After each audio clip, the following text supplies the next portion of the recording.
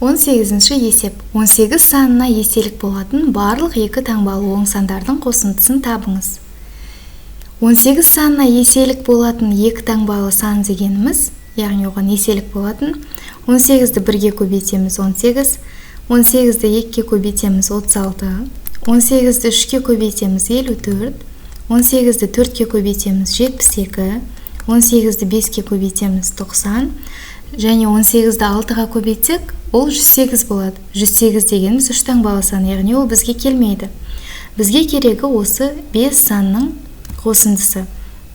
Біз оны қосу үшін, өзімізге ыңғайлы болу үшін терімділік қасиетін пайдаланайық. 18-ді 72-ге қоссақ, ол 90 болады. Және 36-ға 54-ті қоссақ, ол да 90 болады. Және бізде тағы бір 90 бар. 90-ды өз-өзіне 3 рет қосу, немесе 90-ды 3-ке көбейту, ол 270-ге тең. Демек, жауаптардың ішіндегі дұрысы А нұсқасы.